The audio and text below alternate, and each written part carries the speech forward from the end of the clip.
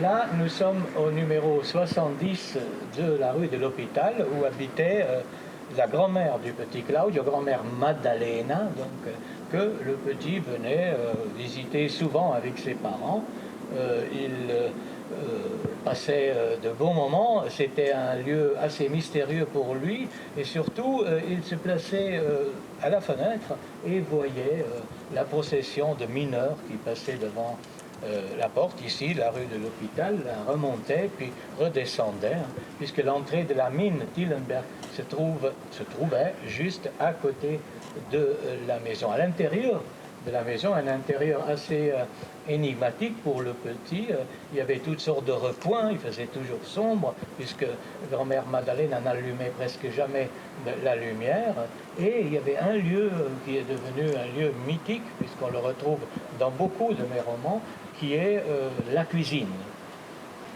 Quant à mon regard, il se jetait invariablement sur le fourneau qui se trouvait à notre gauche. De tous les objets ornant la cuisine de grand-mère Madeleine, c'est de ce fourneau dont je me souviens le plus.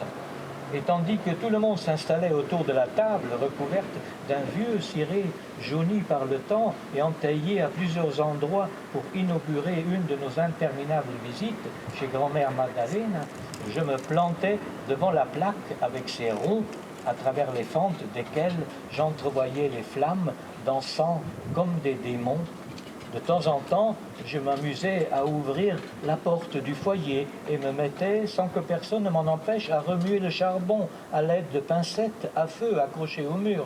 Parfois, j'avais même le droit de secouer le cendrier ou, et c'était là le moment que j'attendais avec le plus d'impatience, d'ouvrir un à un les ronds à l'aide de la pointe du pique-feu accroché lui aussi au mur avant d'engouffrer dans le foyer une briquette que ma mère allait chercher dans la pièce se trouvant derrière l'armoire.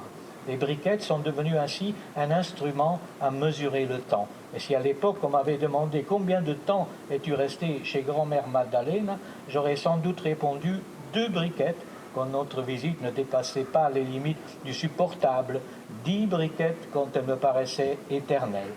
J'aurais dit cela parce que contrairement à Nando qui a reçu une belle montre pour sa première communion de notre oncle Freddy, qui était en même temps son parrain, moi qui n'avais pas encore fait ma première communion, ne possédais pas encore un tel instrument pour mesurer le temps. Je n'avais que les briquettes lorsque nous nous trouvions chez grand-mère.